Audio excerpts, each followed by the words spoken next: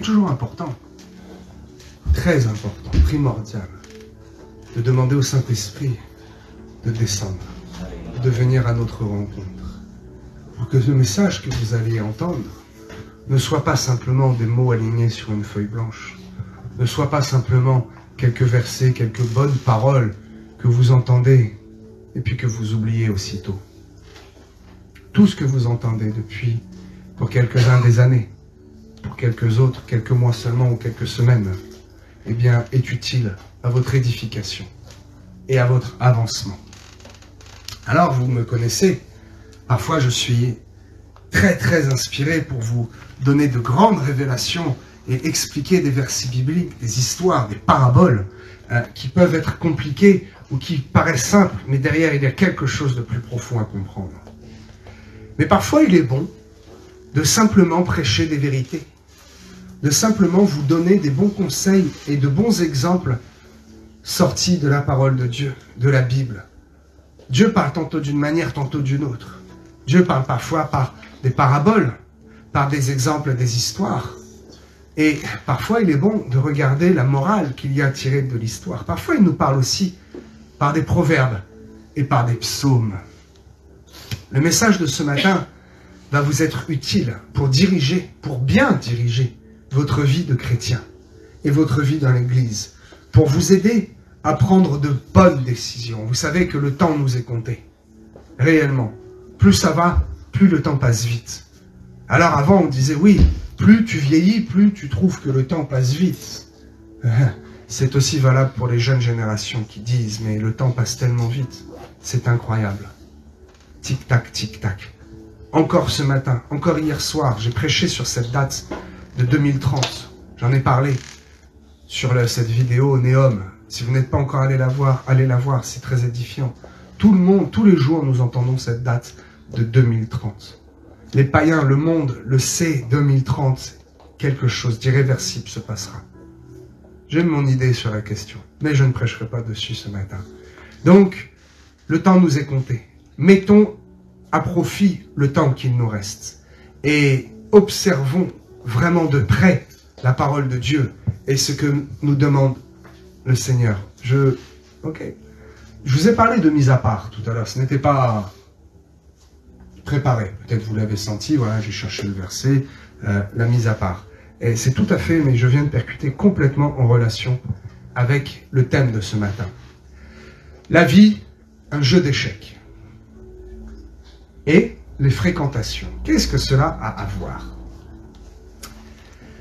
Je vais vous démontrer au travers de cette prédication et au travers du principe de la bonne morale de jeu d'échecs et avec quelques bons exemples de grands personnages bibliques. Le but du message, les fréquentations.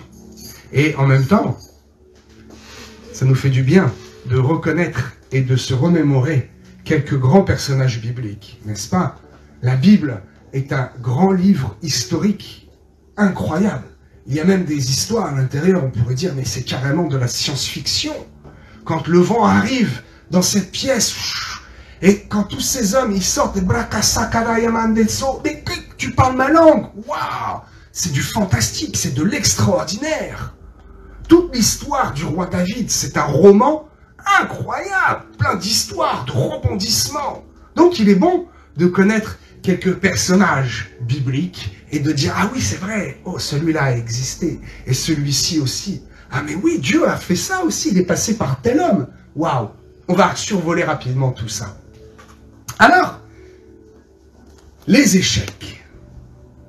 Je remercie ma femme de m'avoir offert ce merveilleux jeu d'échecs avec de très belles pièces, n'est-ce pas? Et ce jeu a une particularité, c'est que les pions, pièce dite la moins importante. Si on regarde bien, je ne sais pas si vous voyez à la caméra, si vous voulez faire, faites circuler, voilà, un peu d'interactivité pendant le culte. Regardez et essayez, ceux qui savent ne dites pas, essayez de deviner qui est ce personnage. Je vais en faire circuler un deuxième. Il y a une particularité dans ce jeu d'échecs, c'est pour ça que j'aime beaucoup. Ok. La règle est très simple. Ce qui est plus compliqué, c'est de mémoriser le mouvement que les pièces peuvent faire. Chaque pièce a un mouvement bien défini et a un rôle à accomplir. Ok?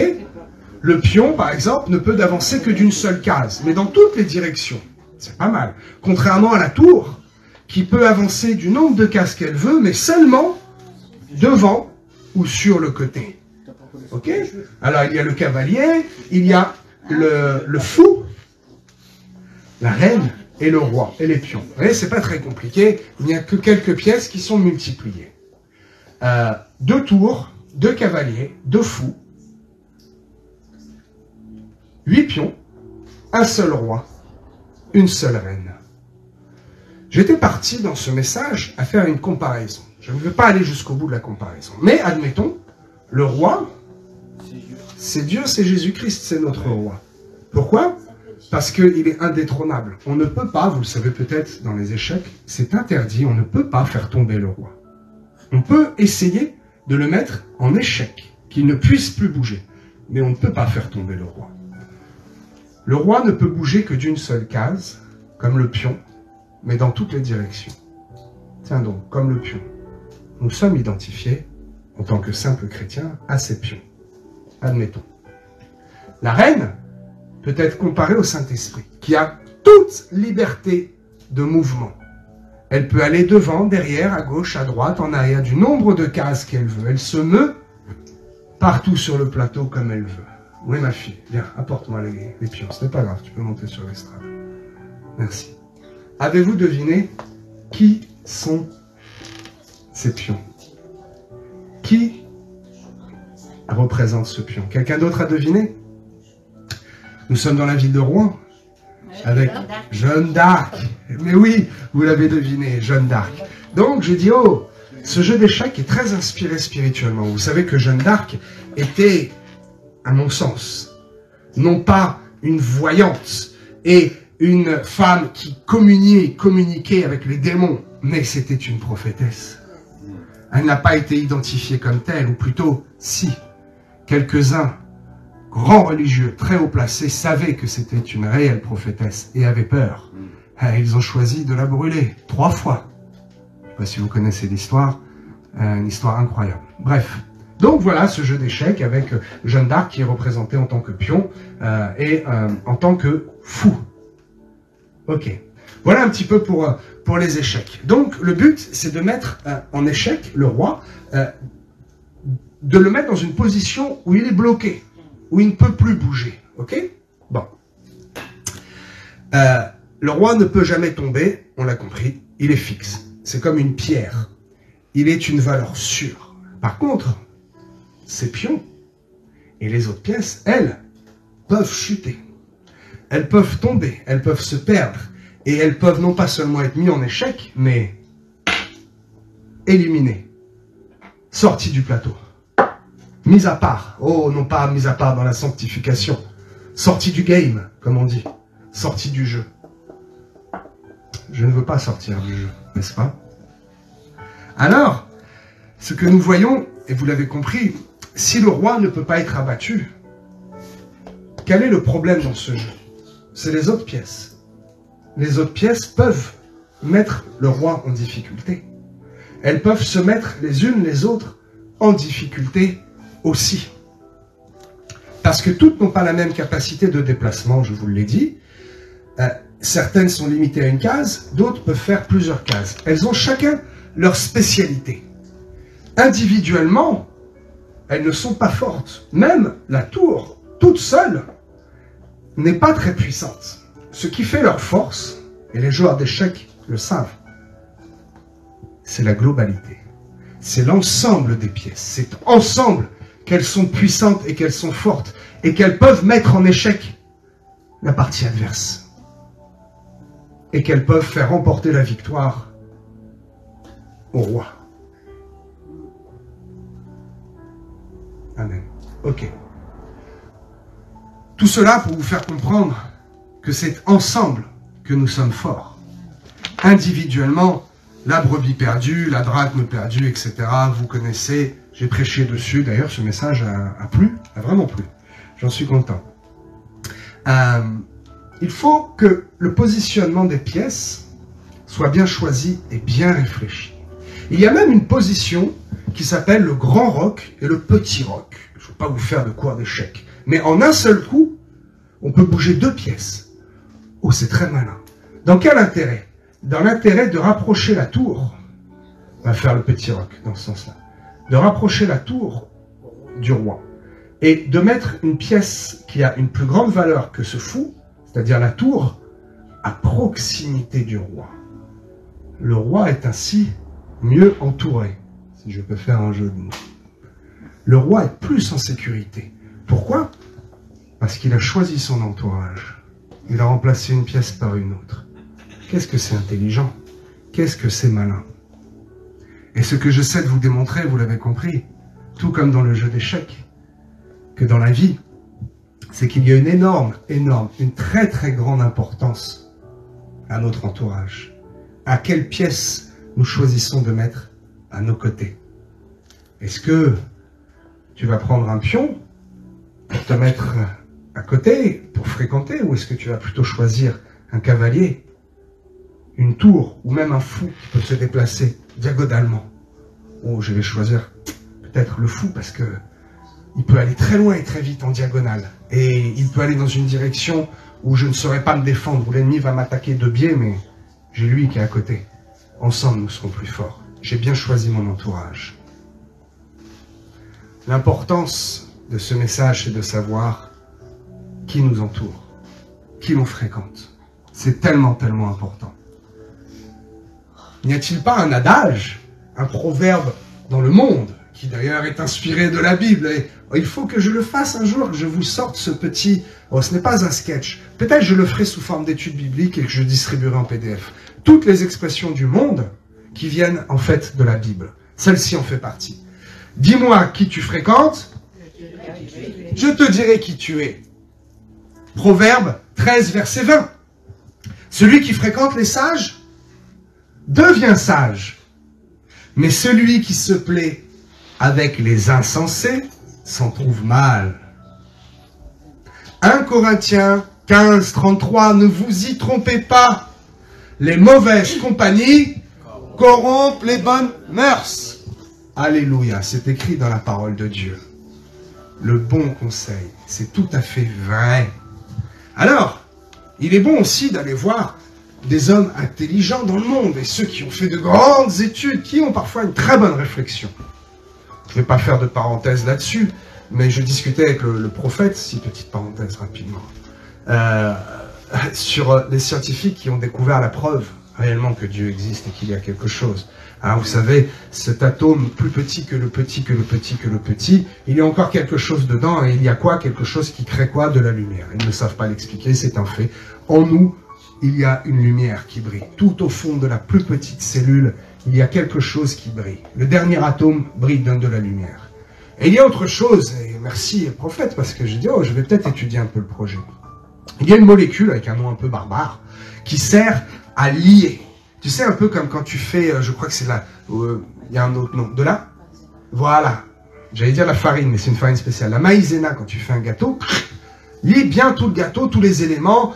Ok, c'est très très important de mettre de la maïzena. Ok, nous avons une espèce de molécule de maïzena en nous. C'est une molécule qui lie tous les os, la chair, la peau, qui rassemble le sang et qui permet que nous soyons constants. Je veux dire que nous soyons palpables. Cette molécule n'a qu'une seule façon d'être représentée. Je vous le donne en mille. Vous savez, les schémas H2O, tout ça, hein, on n'a pas fait de chimie, mais on se rappelle. Eh bien, je vous le donne en mille. Cette molécule a la forme d'une croix.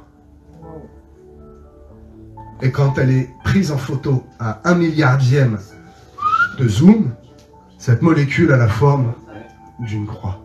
C'est cette molécule qui fait ce que nous sommes et qui unit toute notre chair et tout notre sang et tout ce qui fait de nous ce que nous sommes vivants et qui fait que nous pouvons nous tenir debout. Alléluia. Alors, toujours dans les études du monde, une étude très intéressante qui ne date pas d'hier.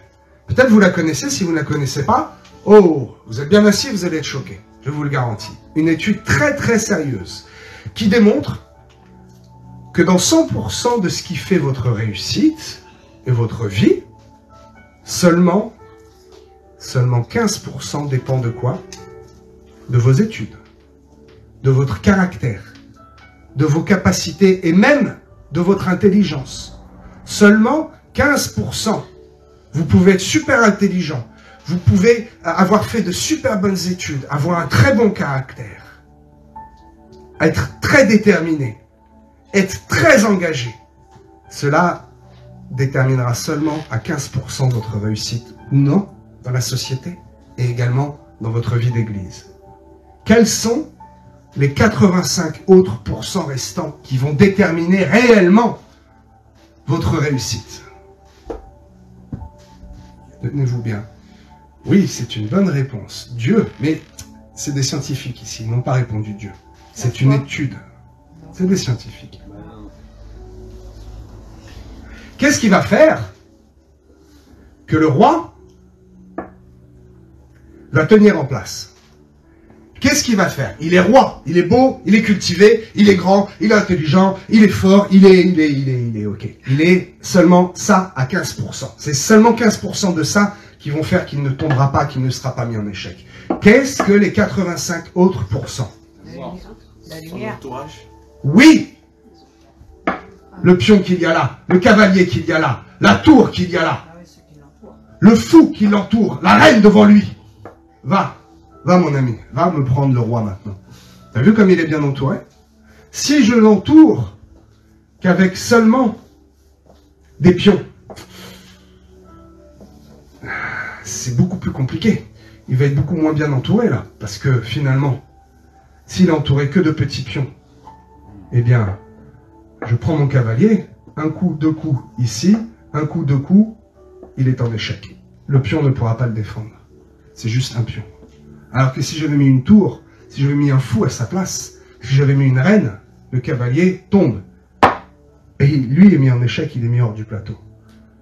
85% de votre réussite dépend de votre entourage, dépend de qui vous fréquentez, de qui vous vous entourez, avec qui passez-vous du temps, avec qui rigolez-vous, avec qui partagez-vous des choses. Vous les aimez, c'est bien, ils vous aiment, c'est super, mais techniquement et bibliquement, je vais vous le démontrer, cela ne fera pas votre réussite. Mes amis, n'oubliez pas que le salut est personnel. Dans un même lit, l'un sera enlevé, l'autre sera pris, restera. Dans un même champ, deux travailleront, et l'un sera enlevé. Le gars, il travaille. Hé, Jacques! Ben, Jacques! Oh non! Il est parti, pas moi. Parce que Jacques a fait attention à sa réussite. Jacques, après avoir ramassé les blés, n'allait pas dans le bar ou dans la taverne et rigoler avec tous ces païens. Non, Jacques allait voir après le prophète, le sacrificateur. Il allait voir le Cohen. Il allait voir sa femme et discuter avec sa femme de la Torah, de ce que Moïse a écrit dans le passé. Et il cherchait à savoir comment être un meilleur homme. Et le voisin qui passait, il disait, viens voisin, je vais t'exhorter. Ah oui, oui, oui. Et le voisin disait, oh, Jacques, le gars, je sais qu'il est bien le gars. Ah, je vais pas aller à la taverne, je vais aller m'entourer de Jacques et je vais passer plutôt du temps avec lui. Et les deux réussissent. Mes amis, c'est une réalité. Et dans cette période, surtout maintenant, qui est vraiment compliquée, il est mieux de s'entourer avec une tour fixe, avec un cavalier, avec une reine, plutôt que de s'entourer avec des pions qui ne vous apporteront rien. Et quand l'adversité va arriver, ils chuteront. Et certainement vous avec. Amen.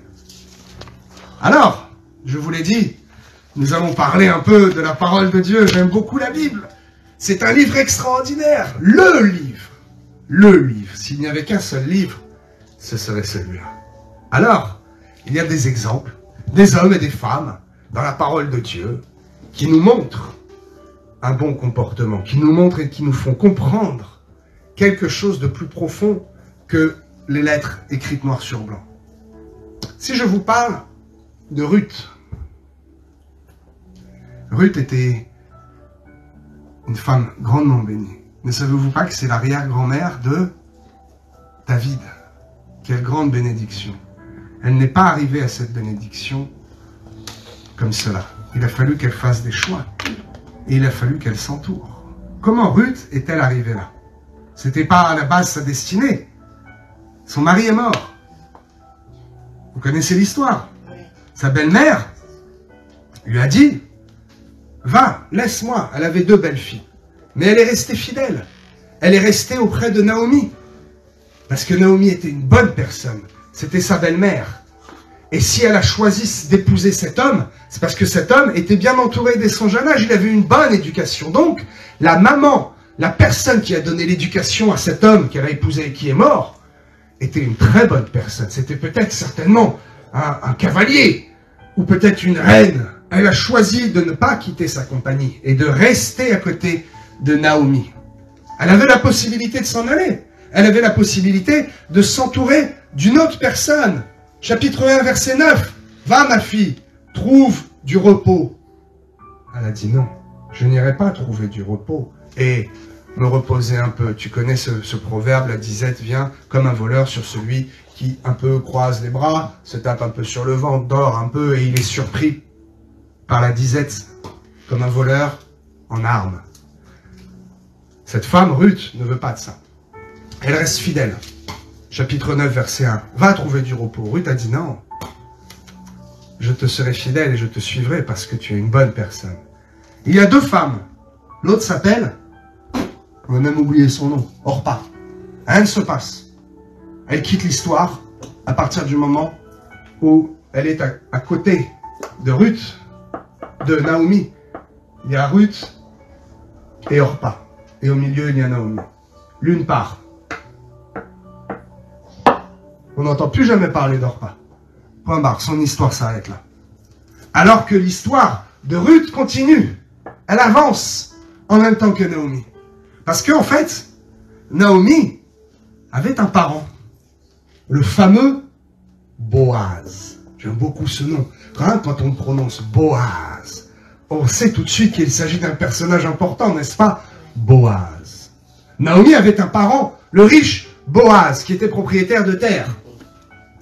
Et regardez ce qu'il se passe au chapitre 2, verset 9. Que dit-il à Ruth? Il voit que Ruth s'est bien entourée, que Ruth est encore là. Et donc Ruth se trouve dans un environnement spirituel et physique dans lequel, si elle avait quitté Naomi, elle ne se serait pas trouvée là. Mais elle est là. Et cela lui bénéficie, cela lui porte à bénéfice. Boaz lui dit, ne t'éloigne pas d'ici. Reste à mon contact. Tu ne t'éloigneras pas d'ici. Tu es là, reste là. Attends encore un peu, tu verras. Résultat, qu'est-ce qui se passe à la fin de l'histoire? Elle vient, elle se couche au pied de Boaz. Boaz voit, hop, il va, il jette la savate. Vous connaissez l'histoire? Vous connaissez pas l'histoire? Le droit de rachat, il fallait jeter son chausson. Et il jette le chausson et il rachète.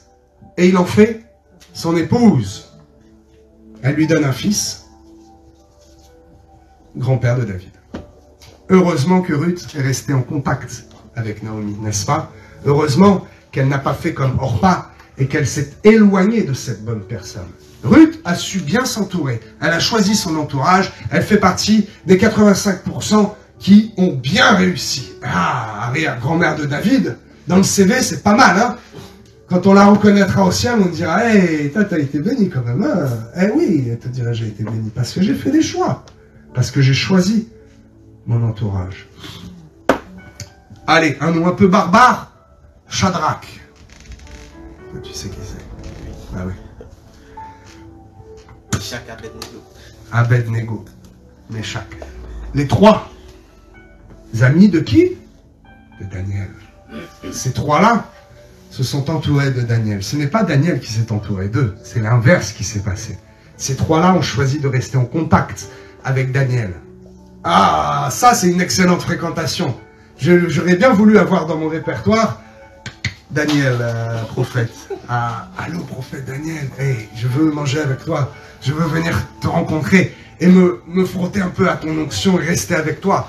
Parce que mes voisins, là, qui m'invitent pour l'apéro, je n'en ai que faire de leur barbecue, là. C'est super, ça va nourrir mon ventre, mais cela ne nourrira pas mon âme.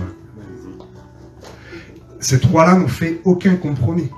Ils ont choisi de rester attachés à l'Éternel et à travers l'Éternel par le biais d'un homme, cet homme Daniel. Résultat, parlons de barbecue, ils y sont passés mais ils ont survécu. Amen. Ils ont été dans la fournaise, ils en sont sortis vivants, même pas l'odeur de brûlé.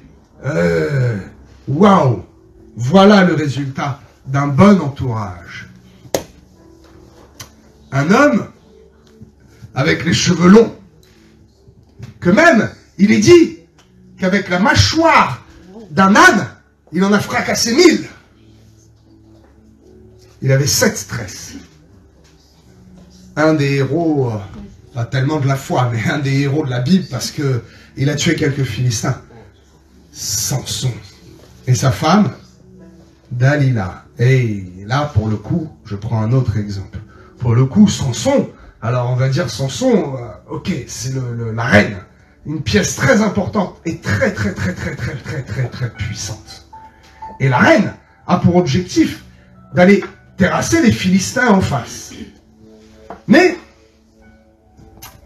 il aime la chair, et il aime un peu les festins, il aime un peu le faciès de Dalila, qui pourtant est une femme philistine. C'était interdit d'aller prendre des femmes étrangères. Quand je dis étrangère, ce n'est pas d'origine, c'est d'aller chercher une femme chez les ennemis. Ça, c'est un problème. Tu fais partie d'Israël et tu vas chercher une femme ennemie d'Israël. Ça commence mal ton histoire, Samson, mon ami. Là, déjà, tu pars pas bien. Tu t'entoures mal. Et donc, Samson part au combat avec seulement des pions.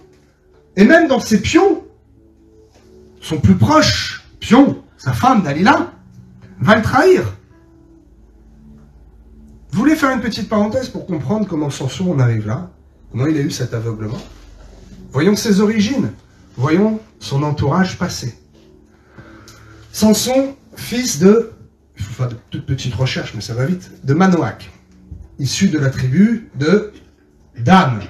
Si vous avez écouté mes derniers messages, la tribu de Dan est une tribu idolâtre, rebelle, qui se fabriquait de faux dieux, qui ne voulait pas vraiment tourner définitivement ses regards vers le Saint-Esprit, vers la personne de Dieu. Et donc, la tribu de Dan, la tribu idolâtre, n'est pas un bon entourage. Pourquoi? Parce qu'à la base, à la racine, l'entourage n'était pas bon. Dan, tribu de Dan, issu de Dan, fils de Bila et Joseph. Dan et Bila, est-ce que cela vous parle? Ou plutôt Ruben. Ruben qui a couché avec sa belle-mère. L'histoire part très mal. La mauvaise histoire part de là. Il y a une malédiction. Et donc il traîne cette malédiction et ce mauvais entourage depuis très longtemps.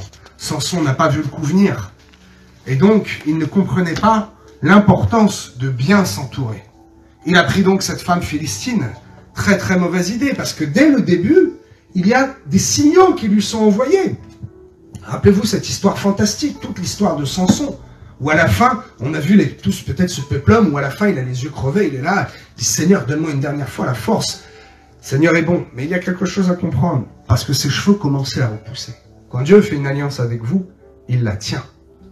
Il a fallu attendre que ses cheveux commencent à repousser pour qu'il ait un peu de force, et que le Saint-Esprit dise « Ok, un peu plus. » Pouf! Tout le monde tombe, 3000 morts minimum. Mais avant d'en arriver là, il se marie. Et pendant le mariage, il fait un peu le fanfaron, hein, il dit « Oh, je vais vous proposer une grande énigme !» Celui qui saura résoudre l'énigme va gagner, alors de mémoire, je crois que c'est des vêtements, des tuniques, il y a un gain, il y a quelque chose. Mais c'est surtout pour se faire un peu mousser, et puis pour faire un peu le jeu, le game, quoi. Et les Philistins, le traquent, et ils donnent la réponse, il traque sa femme plutôt, et sa femme, elle lâche le truc. Elle le trahit, elle lâche la réponse. Et Samson est très en colère. Très en colère. Excès de rage, il sort, il tue 30 Philistins comme ça, vite fait, à la broche, en 2 secondes. Parce qu'il est énervé. Et c'est un homme sanguin. Et ce n'est pas le bon comportement, ce n'est pas bon. Il a été mal entouré. Toute la famille de Dalila était mauvaise. Ils étaient tous de mauvaise compagnie. Samson, malheureusement, s'est fié à des personnes qui ne le méritaient pas. Samson, eh bien, n'a pas été une réussite. Résultat, il y a toujours le résultat et les conséquences. Résultat, il perd sa bénédiction, il meurt. Ouf. Il perd la bénédiction et il perd la vie. C'est dommage, c'était un très bon outil pour Israël. Un guerrier fantastique. Il en a fait trembler énormément. Mais, comme il était très mal entouré, eh bien les Philistins ont trouvé le moyen de venir le saisir. Ils ont coupé sa bénédiction. Ils l'ont coupé de ce qui le reliait à Dieu. Pourquoi? Parce qu'il a permis qu'il soit dans son entourage. Comprends-tu vraiment ce que je veux te dire? S'il n'avait pas permis que les Philistins soient dans son entourage et à proximité, s'il ne les avait pas fréquentés, qui aurait eu l'audace, la force, qui aurait su qu'il fallait lui couper les cheveux. D'ailleurs, cela aurait été un secret entre ses parents, lui-même et Dieu. Pourquoi? Parce que Samson était consacré dès la naissance. Il ne devait ni couper ses cheveux, ni boire une seule goutte de vin. Cela porte un nom, vous pourrez rentrer dans l'explication juive. Bon, le nom n'a pas vraiment d'importance. C'était des personnes qui étaient mises à part depuis leur naissance. Il a loupé sa mise à part, Samson. Je suis désolé de le dire, il a loupé sa mise à part. Il a eu de mauvaises fréquentations. Corée, la révolte de Corée, Dathan et Abisham. Je l'ai écrit quelque part. Corée, Dathan et Abiram. Les trois qui ont fomenté une révolte contre Moïse. Vous pourrez lire dans Nombre 16 cette histoire. Parce que eux aussi sont des descendants de Ruben. Eh oui. Ces trois-là sont des descendants de Ruben. Et donc, nous arrivons dans cette histoire où ils veulent trahir Moïse. Et ils entraînent avec eux 250 personnes. Waouh! Des pions qui entraînent d'autres pions. Ensemble, il n'y a pas un, comme on dit, pour acheter l'autre. Pas un qui est d'un meilleur ou d'un bon entourage. Voilà, ils se soulèvent contre Moïse. Alors que, qu'est-ce que je vous disais tout à l'heure? Qu'est-il écrit? Ils étaient des gens de renom. Ils étaient intelligents. Ils étaient beaux. Ils étaient réputés. Mais cela ne faisait partie que des 15%. Les 85 autres pourcents qui n'ont pas été complétés, c'était qui? C'était les 250 personnes qui les entouraient. Et les 250, inversement. Ils étaient tous mauvais. Ils se sont, comme on dit, engrainés les uns les autres. Et ils se sont levés contre Moïse. Les 250 ont choisi volontairement d'aller suivre ces trois-là, qui n'étaient pas du tout d'un bon entourage. Il n'était pas bon de les fréquenter, parce qu'ils n'étaient pas bien éclairés. Résultat, Nombre 16, verset 21. L'Éternel veut détruire cette assemblée. Moïse intercède, et une partie de sa bande, c'est vraiment le mot, une partie de sa bande est sauvée. Il y a quelque chose de profond à comprendre là-dedans. Ils sont trois, donc eux et toute leur famille, avec leurs tentes, leurs troupeaux, ils sont réunis. Et Dieu veut brûler tout le monde. Mais il avertit, Moïse intercède, ok, il avertit que les autres s'écartent. Alors, il s'écarte, ok. Donc lui, bon, bah, c'est un échec, c'est Corée, c'est Dathan et Abiram, toute leur famille. La terre va s'ouvrir, ils vont être engloutis. Mais que font les autres qui les ont suivis, tous ces 250 pions? Ils s'écartent. Mais ça ne suffit pas. Parce que qu'est-ce qu'il est écrit au verset 35? Un feu sortit et consume les 250 qui offraient du parfum. C'est-à-dire qu'ils ont été quelque part obligés de se détacher physiquement de ces mauvaises personnes, mais ils y restaient encore attachés spirituellement parce qu'ils continuaient à offrir du parfum. Résultat, ils sont morts. Parce qu'ils ont eu l'avertissement, mais ils ont continué à fréquenter spirituellement, à offrir du parfum. Et à être rebelles envers Moïse, envers Dieu. Et là, Moïse n'y peut rien. Ils sont foudroyés. Ils auraient dû mourir. Ils y échappent, mais parce qu'ils persistent dans leur choix, ils meurent quand même. Ils ne meurent pas engloutis, mais ils meurent consumés par le feu. Waouh! Ceux-là se sont mal entourés. Donc 253, non, bien plus. 250, plus 3, plus toute la famille des trois. Une grande perte pour le peuple d'Israël. Parce que ce sont des gens qui étaient mal entourés. Ok. Qui s'est bien entouré? Parfois, souvent, ils n'écoutaient pas Dieu. Mais ils avaient l'intelligence de reconnaître que ceux qui écoutaient Dieu étaient de bons conseils. Les rois, tous les rois s'entouraient de personnes intelligentes et de bons conseillers. De bons conseils, c'est appelé de bons conseillers. De personnes de bonne descendance. De personnes qui avaient des capacités. De personnes qui étaient finalement de bon entourage.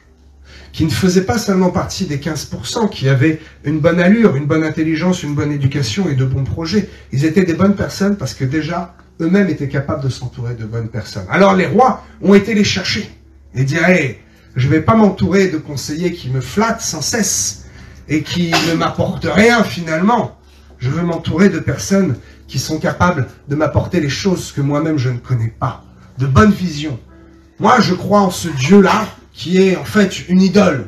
Mais je suis intelligent et je vois que cet homme, Daniel, a un Dieu puissant. Hey, je ne veux pas honorer son Dieu pour l'instant, je ne veux pas y croire, j'ai le mien, il me va bien. Mais, je veux le prendre et il va faire partie de mon entourage.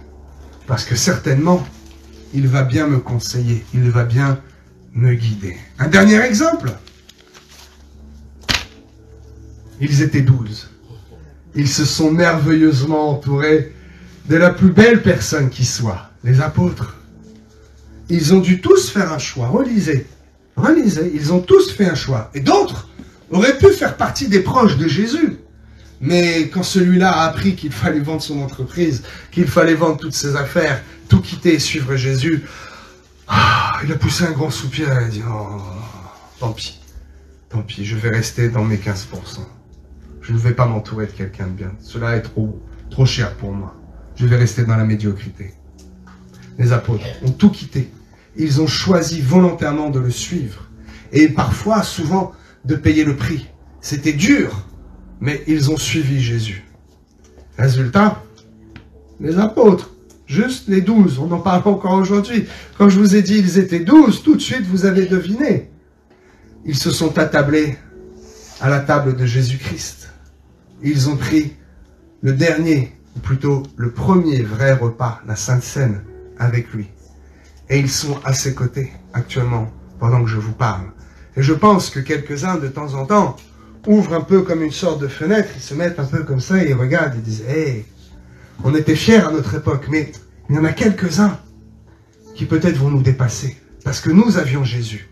Nous pouvions le toucher, le voir. Mais ils ne peuvent pas le toucher. Sa présence est là, il y a le Saint-Esprit. Et ils font des choses avec la foi sans voir. C'est incroyable. Waouh! Nous aimons ces hommes.